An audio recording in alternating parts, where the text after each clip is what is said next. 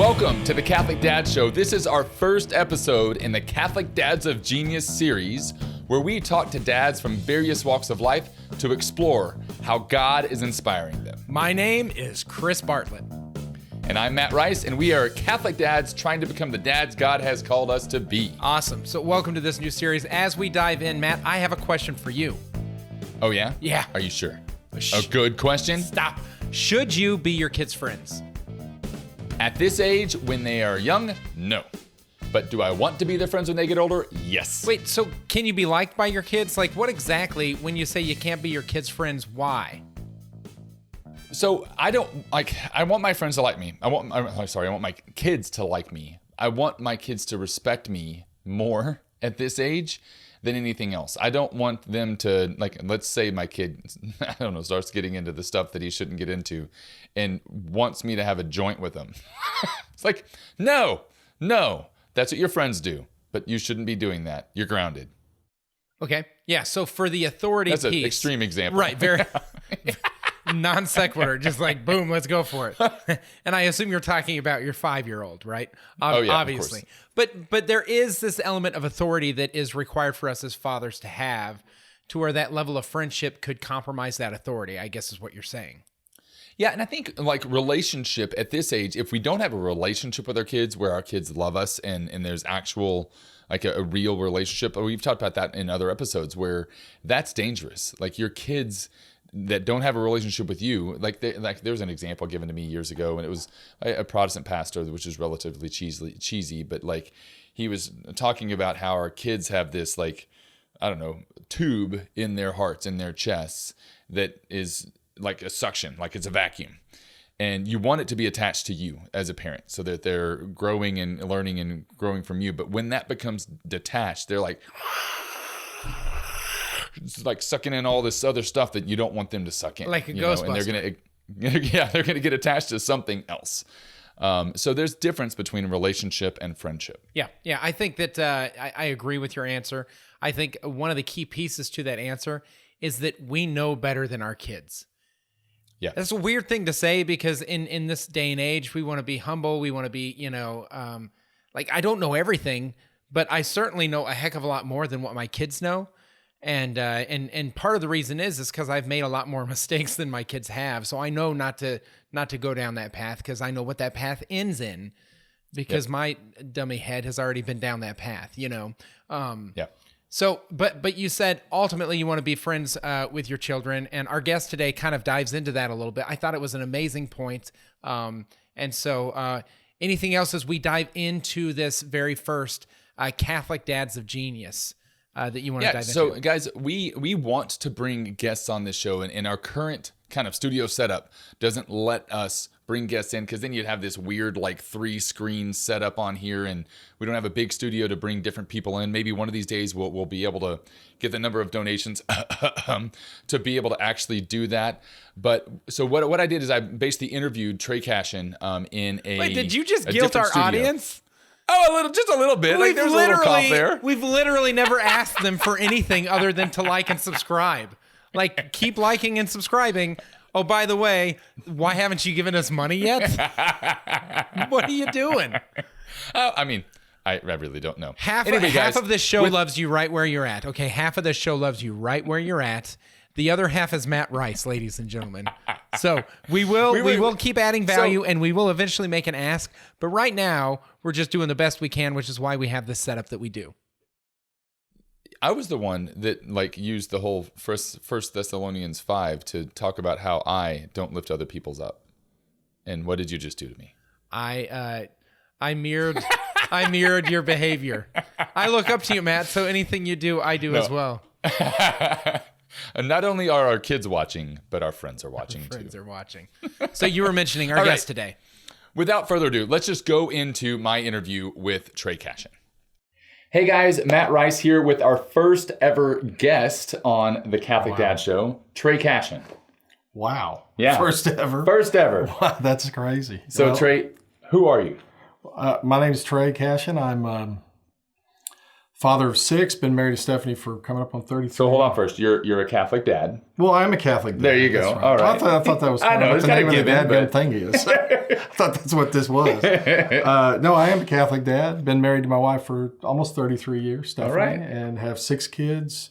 They're all out of the house, so we're pretty much empty nesters for the first time ever. So for Catholic dads in my state or younger who have all their kids at home, this is what we're looking for. Like we're not just looking for them to get out of the house, but we where his kids are and who his kids are. Honestly, like these are some of the goals that we set. And if you don't have other dads like this in your life that are older and have gone through stuff that you are going to go through, I would really encourage you to make friends with old people. Thanks for the old people shot, but you know, I resemble that remark. So Trey and I have been friends for years. What is your profession? Like, what do you do? And I'm a banker at Amarillo National Bank here in College Station. I've been doing banking for about 16 years, and prior to that, I was all over the place. But one of the things Chris and I have wanted to do, or want to do with this show, is not just have ministry dads on there, because that's where Chris and I are. Chris and I have been in ministry for 20 years. We're ministry dads. And that's a different, you deal with different issues or whatever. But then most dads out there are dads like you who have a regular day job that isn't ministry per se. And so we wanted to get some insights from dads like you. Well, thanks. I'm happy to be here. We've got a whole list of questions. I would say I'm a veteran, not an expert. So. A veteran, not in the military aspect. No, a veteran as in parenting, but not an expert. Yes, veteran, not an expert. I'm okay with that. Yeah. All right, so the first question you picked was, how do you hope to impact the world because of your Catholic fatherhood? Well, I mean, the whole goal that Stephanie and I mean, one of the things that we did do was sit down and kind of say, well, what do we want? So we wanted to raise kids that were going to heaven. Obviously, that's the ultimate goal. But the other part is that what kind of kids do we want? And we had a group that said we want to raise kids that we are friends with. I mean, that eventually they become friends. So you want to raise kids when they get older. Well, when you get older, being around them. Like being around them, and that you even ask them for advice. I mean, it's like anything else. You have to kind of start with an end in mind, and then parent to that end. And I think we did a decent job. Hey, jury's still out. I mean, they're all out of the house, but they're not all on their own yet. But, so that's where we started. Was we wanted them to be friends of ours, people who could give good advice, who would have a particular worldview. And so impacting the world was that they would be productive, that they would be Catholic, that they'd have a Catholic worldview, that they would see things through the lens of the church and of their faith, that they would recognize God at work in their lives, and even recognize His direction as they go through things. And part of that's just as you're parenting your kids, when things happen or when they they don't make a team that they're on or that they're trying to get on or something along those lines. What you do is you point to the fact that, hey, God's got a plan. He's aware of this, and they hear that enough over and over because it's the truth. It's not like a brainwashing. I mean, you're just giving them facts, and you're helping them walk through. Well, maybe this is not what you're called to. I mean, my oldest son, not my oldest, the oldest of the triplets. Yeah, Colby. He wanted to be a football player, and when he was little, he was on a flag football team. Well, I had to fill out like what his capabilities are. And one of the things I said was he was slow. And he didn't know I had done that, but I ended up accidentally getting put as the coach. And so all those sheets came back to me, which I never thought would be in my house. Well, if you ever do that, hide them, because I'd left them out, and my son started looking through them and said, "Oh, here's about me. Wait, who says I'm slow?"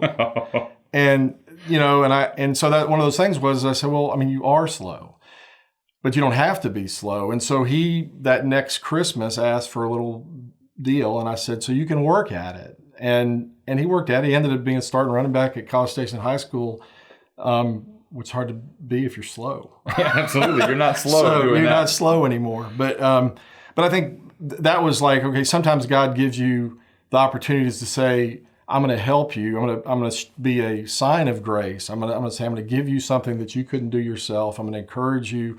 I'm going to give you permission to try, and let them know that. And we're trying to be a sign of God to them, like how he operates with us. There's work to be done on their side. What's interesting here to me is that you didn't like excuse your answer or backpedal or anything like that. Like, it was an honest answer that you wrote down. Absolutely. And you were honest with your son with why you wrote it down. Because it was true. Like, so that's what we always told them, we're weird, and you may want to edit this, but for the longest time we did American Idol. And the reason we did in the early stages of American Idol was because you'd get Simon Cowell, who would just say, well, you're awful, right to their face. And then we would show that there'd be parents walking out with their kid, and everybody in the nation has just heard how bad this person is. And the parent is saying, they don't know what they're talking about. You're going to be a star or whatever. And then they go about that. And I said, would you rather me tell you, hey, you're not really good. This is not your gift. God has something else for you. Or would you rather me just continue to encourage you in something that you're obviously not good at? Our job is to kind of help direct you. So it's not a lack of love. It's actually love that says, let's give them the truth. Yeah. And so I said, you'll always get the truth from me. Yeah. So like when they'll say they're not good at a class, or they're not smart or whatever, and I'll say that's a lie. You are smart. I mean, if they weren't, I'd tell them. But half the time I say, I've never lied to you about something that matters about you, that you need to know about yourself. Yeah. And so it built trust. So my kids know that if I say you're going to be fine, then they're going to be fine. Yeah. And if I say, hey, you might want to think about that or whatever, then they know. So I always go back. But I think you have to, at one point, there's nothing to be afraid of about the truth. So to deliver the truth, as long as it's always followed by, hey, you're not very good at this, but there's something else that God has for you. There's another thing to do. Or he wants you to work at it. You're not really bad at it. If you want to work at it, then go work at it. Yeah. So I like it. So if you were to boil it down into like a sentence, how do you want to impact the world because of your Catholic father? I want to raise young people who will go into the world not afraid of the truth, not afraid of confronting injustice, and people who will care about others. In other words, they'll be Jesus to the rest of the world. That's how you're going to impact it. Amen. I like it. All right. So you also said that you wanted to answer the one, who inspires you as a dad and why? Well, I would say my dad, partly because of what you talked about earlier. I mean, he's a physician, and my dad was a hard worker. And what I always remembered was, as much time as he had to spend, and back in those days, there were no cell phones or anything like that. It was, pterodactyls and stuff. Yeah, that's a long time ago. Long time ago. But, he would always make time. So, doctor's life is they get up really early. They're usually gone before you get up for school. And then they go through their day, and often they would have to work till 10, 11 o'clock at night. Mm-hmm. Well, when we had stuff, I don't remember my dad ever missing things that were important. I don't ever remember him missing a football game because he had to go. It probably happened. Sure. But it was always explained, well, there was an emergency, somebody, was having a heart attack and I had to be there. But it wasn't, I don't want to come home. So, I mean, there were plenty of times when my dad would drive, the 35, 40 minutes from the hospital back to watch a football game, then get back in the car and go back to the office. Yeah. And finish it, and may not get home till midnight because he was coming to watch us play. So he was always available, always encouraging. He was, I think, a great storyteller about how things had gone into life. I love that about him and my grandfather because I think dads need to tell stories. They need to tell stories that show that God actually acts in your life. Yeah. And so that they can actually recognize God at work in their lives. And that sometimes that comes in forms that you may not like. They may be distressing. They may cause problems. But so that people know that your kids know that it doesn't matter what happens, it's always God's hand is in it. So if he's allowing something bad to happen, then he's got something for you to learn from it and something to grow from. So that's like one aspect of it, is it this storytelling. I think storytelling is really important. And being there. Those, even if he missed a couple games, which I'm sure he did. Yeah, I don't remember it. You don't remember that. He was characterized by being there. Yeah, because almost all the time he was there. Right.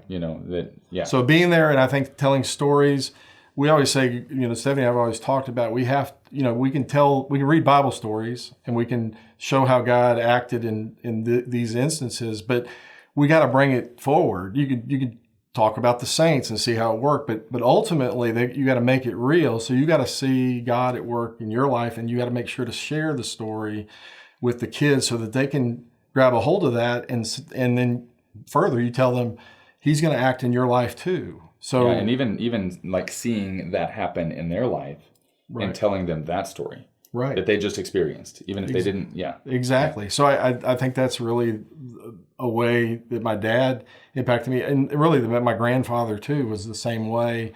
And so we've tried to make sure to look back and say, hey, this is something that happened that you may not have been aware of, and let them know. Great. Yeah. All right, so last question that we're going to ask every dad that's on this series is, what advice would you give your younger self? Relax. No. I really trust God, do good, and he will act. I mean, it's one of our family mottos that our kids all have wristbands. I'm wearing one here. You can't see it, but it is on. And then... Yeah. Should have done that before we recorded. I should have done that before we recorded, okay. But hey, welcome to my world. But I think that learning that things are going to be difficult, they're not always going to work the way you plan, they're not going to be the way... My mother told my son, be flexible, and we asked what be flexible means, and I think there's some truth to it. I'm not sure about the theology behind it, but she said, what being flexible means is to start out with a plan, because you should have a plan, head that direction, and when you end somewhere else, and you will end up somewhere else, it won't be exactly what you planned, pretend like that's where you're headed in the first place. So, I like it. But I think that's what I would tell myself going forward. It's not going to all work according to plan. Yeah. So the plan you have in place at your young age, right, is not going to be where you end up. Exactly. When you get there, act like that's where you're meant to be. Exactly. And that's, I'll just throw one more thing in, is my kids, I've always told my kids, dream big, I want you to dream, I want you to do it. And I had a kid, one of my smarter children, they're all very smart, said, so Dad, are you living the dream? And I said, well, if you had asked me when I was 25, when I just got married to your mom, where I am, I would probably say no. Yeah. But I am living the dream. And because God put me where I am, I'm doing exactly what God intended me to do. And that's how my mother's flexibility has kind of rung true for me. I like that. I'm not living my 22-year-old self's dream. Right. But I am living the dream. Yes. I'm 100% living the dream. Yeah. I could not be proud. Yeah. I love that. Well, Trey, thanks for joining us today. Absolutely. Let's see what Chris and I do with this. I can't. I want to see. I'm going to hear Bartlett. So. All right. Bye, guys. Bye. Thank you. All right, guys. So if you couldn't tell, Trey and I are friends, and I'm able to give Trey a little bit of a hard time there at the beginning, which is just kind of fun. I as you can, obviously, if you've watched any episode, I love catching people off guard with comments that, I don't know, poke at them, maybe make fun of them a little bit. So yes, I am the not just self-deprecating person. I also deprecate others. Is that a thing? Can you deprecate others? I think we're going to get canceled, so be careful. One thing he said that is he's a veteran, not an expert. And so all of his kids are out of the house right now. They've kind of still in college and a little bit beyond. But I thought that was a beautiful way to describe oneself, is as a veteran, not an expert. And there's a lot of wisdom that can be drawn from that. So well, and there's and what would you say is the difference between that? Because they both have a certain amount of wisdom. And what would you say is the difference between a veteran and an expert? I mean, an expert would be someone with a PhD. A veteran would be someone with scars that gave him the wisdom. But also, don't they say 10,000 hours of doing something and you're an expert? Oh, sure, for sure. My guess is he's got well over 10,000 hours of parenting. For those who don't know, he had triplets. Like I Yes. remember hearing stories when I was younger and in a married couples group with Trey about them literally feeding the baby and falling asleep while they were bringing in the third baby to feed. He dropped one of his children on the floor because he fell asleep on the couch feeding the triplets. Like by the time Well, and the third didn't one they ate, the have- first one was hungry again. They had 3 kids and then had triplets. And then the triplets. Yeah. Yeah. So it was like 1, 2, 3, and then 3. It's like, whoa. Yeah. So yeah, I think, I like the idea, the distinction, veteran, not an expert, but I honestly think that He is an expert. parents, like, that parents, like, that's more modesty than anything else, or humility than anything else. And I think that we tend to defer to others even when we have expertise. And so I think that as we get older and the further along we get, we need to realize that we actually do have some wisdom to share from our expertise, from our experience in ministry. And that's what I love of what Trey gave us. There were several points that we wanted to dive into and think about a little bit more. Chris, what's one that you wanted to from like maybe that first question? Yeah, so in regards to impact in this post-interview breakdown, I really love the idea of fostering a Catholic worldview in our children. And that comes from living, right? I think that authentic living witness, right? If your house doesn't look different during Advent or Lent than it does at other times of the year, that Catholic worldview is hard to develop. But also, I think there needs to be some intentional conversations along the way. And one of those pieces in regards to developing a Catholic worldview in your children, I think is modeling forgiveness. And so how do we do things when our children have offended us? And then how do we do things when we've offended our children and maybe overstepped or did something wrong? That reality where we're apologizing to our kids and letting them know, like, it's okay to seek forgiveness from those you love and even from those you don't love, I think that builds a Catholic worldview. Yeah. And on that same note, the thing that stuck out to me in that first section was loving honesty with your kids. And when I thought about that, like just the idea that he like wrote down that his kid was slow, right? And then it came out, like his kid saw it and he's like, well, yeah, you are slow, but it wasn't in a derogatory, God, you're so slow, kind of way. And I think so many dads do that. I even hear it on the sidelines when I go to games, where the dads are like saying berated things that like there is truth there. There's truth. Your kid missed the tackle. Yes. But do they deserve to be berated at that moment or even at any moment? Yeah, No. the kid knows they missed the tackle. Yeah. Yeah, they don't need to be reminded. Right. And that's like even when I do film with my kids looking at either gymnastics or looking at basketball, there are areas where I'm pointing out to them areas that they could improve. But it's not that, and so it's not that, oh, you did so great the whole game, because I hate that idea. The thought that, everything you do is sunshine and rainbows, and that's not true. We need loving, honest correction to be able to improve. And our kids need that too. And I ask my kids every time before we play a game, like chess in particular or whatever. Okay, do you want me to let you win or do you want me to play for real? And I give them that option. Yeah. And they never choose for me to let them win. Right. Because they're like, well, I don't want to, that sounds boring. Like, I don't want to play that game. So at the school, they're having tryouts for basketball. And then we find out that no one gets cut. And so one of my daughters made the B team, not the A team.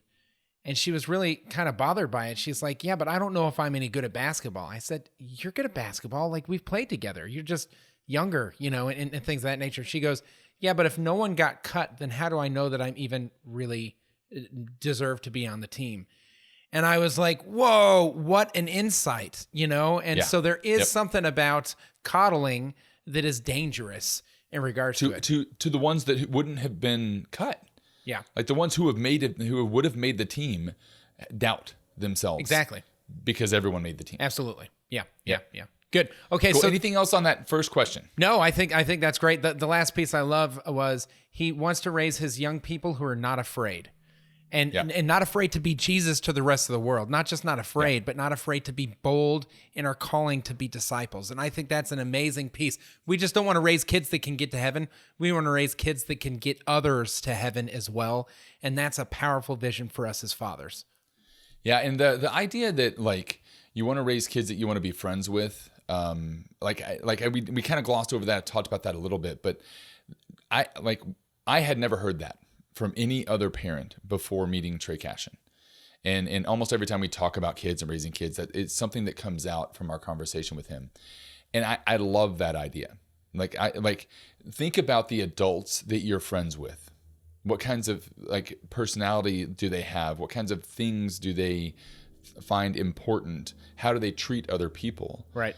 And that's why you pick your friends. Yeah. That's why you choose them to be around them. It's like, okay, well, all the little detail stuff that we get stuck in as parents, it's not as important as some of these other bigger issues. Does that make sense? Yeah. So we get so hyper focused on, I don't know, the free throw shot that we ruin our relationship with our kids and we can't be friends with them later. When really what we want to instill in them is a work ethic where they actually try hard. And that's what we want in them. Does that make sense? Well, yeah, but the free throw shot seems a little bit random, but yeah, let's continue on. So let's talk about someone who inspires, right? And it was very much a beautiful moment when he shared that it's his own father that inspires, and how his father, in the midst of having a very busy and demanding professional life, still made fatherhood the top, not a priority, but the top priority. And I want to be that kind of dad. And my kids have sports stuff, and there've been a couple of times where I've been out of town, and I had to say no to a couple of events so that I could say yes to being at their playoff games for volleyball and things like that. And so I thought that was just a beautiful witness. It was definitely how his dad spoke and lived, but his dad showed up, and that's what made him an inspiring dad. And so showing up is like 90% of the game when it comes to Catholic fatherhood. Yeah, it's one of those, I think about, 20 years from now, when my kid's out of the house, and I no longer have those sporting events to go to. Right. And I look back and I think about, man, I sure am glad I went to that recruiting event and missed my son's game. Right. It's like, no. That I'm not going to regret going to the game instead of doing work. Right. The other piece that stood out to me was the fact that his dad was a great storyteller, and how dads need to tell stories. And I love that. I'm very playful, I'm very silly, but we also need to tell stories of the good things that God is doing in our lives. And that's called a testimony. Like in regards to sharing our faith, we can give little testimonies. Hey guys, in prayer today, God revealed this to me, and it was just so beautiful because I needed it at that time. That's a brief little mini testimony that gives a witness to God working in your life, and our kids need to see us delighting in the work of God the Father in our very lives. Yeah, I'm much better at that than I am storytelling. I don't think I tell stories. That's just kind of not my personality, and that was one of the things that I don't know. I almost felt guilty about, when Trey said it. I was like, well, I don't do that. Am I a bad dad? You got to paint yourself into more corners, Matt. You just go ahead and run your mouth without thinking. Then you're like, oh, I got to figure out a way to work my way out of this. And then you become a good storyteller. I know. That's how you do it. That's how I figured it out. But having that, connecting either the life of a saint or connecting a Bible story to their life and telling that story where it connects with them, I'm good at that. Good. And I'm good at drawing connections between their life and the homily we just heard or whatever. And so that type of storytelling, if you will, I don't know if that's storytelling. I'm good at doing that. Yeah, and I'll accept it. I say yes, that's storytelling. I have a friend of mine who's like, I'm so tired of going to these retreats where a bunch of men are sharing their own story when the saints have lived such better stories. He's like, I don't tell kids stories about me because my life was boring. I tell stories of the saints, the lives of the saints. And so I would consider him a storyteller, but he's telling other people's stories because he believes that they're going to make a bigger impact and they're more meaningful. So wherever you're at, make sure you're just engaging with your kids. And C.S. Lewis mentioned that we have to tell stories about witches and knights and danger and heroes, because kids need to see the bravery and chivalry in some context. And that's a great context for them to see it, because when they encounter something in the world that looks like a witch or is an adventure needing to be had, they've already seen that courage modeled before, and they know how to stand up and move into that reality. So we don't tell stories so that they can tell good stories. We tell stories so that they can live better. Yeah, so they see themselves in the stories. And that's one of the nuances that Trey said was, don't just tell the saint story. Tell a saint story and connect it to today. Right. Connect it to their life. Connect it to how that could apply today. Because they need to see themselves in that story, and it needs to connect in some way. Yeah, yeah. Now, what about the last question with what advice could you give to your younger self, Matt? What were your thoughts on that piece? I really loved the flexible and the definition of flexibility there. Yeah. When, like he said, start with the plan, and when you end up somewhere else, because you will, act like that's the plan. Like, act like that's where you're supposed to be. Because to be honest, that is where you're supposed to be. Like, where God has you, God has you. Right. Yeah. I mean, it depends. I mean, I think there could be a hint of moral relativism in there, right? Sure. Yeah. But I do think that we as Christians, when we go ahead and lay out our plans and submit them to the Lord, what we get back in return is something better than our original plan, which brings us to new heights, new places, and different locations. And so in regards to that, to stand confident in the Lord of like, I have walked with the Lord, and so I am meant to be here, whether it be on the mountaintop or in the chaos of the valley, like God has me here for a reason, and I'm going to stand firm in that. And when we're leading our family, like when things get crazy and it's just like, no, God has given me grace for times such as these because he called me to have kids at this age dealing with this stuff right now. And so I'm going to stand firm in that reality. Because, I mean, what's the other option? Like, your kids look at you and you're like, I don't know what to do. We're not supposed to be here. I'm lost. It's like, that's not the kind of leader I want to follow. Like, well, I mean, but no, I think that the way dads do that is they stare at their phone, or they withdraw to the sports game, or they go ahead and have a beer, or they stay out late to the office, or whatever. Escapism. They throw themselves into other things instead of being present to arguably the adventure or purpose that God has for them right in front of them. And I think that does take a boldness, because one of the greatest loves that has been modeled is sacrifice. Sacrifice is sometimes a bit of a bummer, dude. Yep. Like it is. And so to be able to embrace that reality means that we can own wherever we're at, like we were headed there in the first place. That's right. All right. So that is this episode, guys. We have, I want to say we're doing 4 probably in this series, 4 different dads.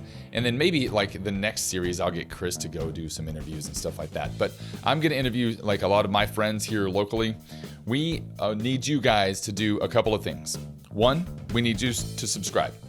If you haven't subscribed already, make sure you do that now. Hit the bell as well so you get notified whenever we put out new videos. We'll be putting out new videos every other week on Thursdays. And there's something else. Share this.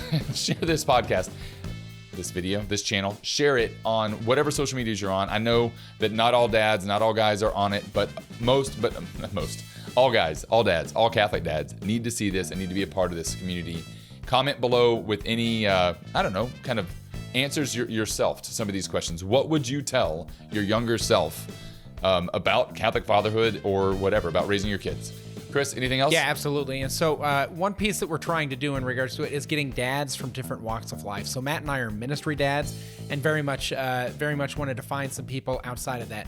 Trey Cashion is a banker, and there's a variety of... you get better wisdom when you surround yourself with different people. One great spot to surround yourself by people that are different than you, but still have the same values that Catholic fatherhood is the Village. And so we want to invite you to be a part of the community. Catholic Dad Show is a part of the Village. It's sponsored by the Village, so we want you guys to join the Village. And so, Matt, how would they do that?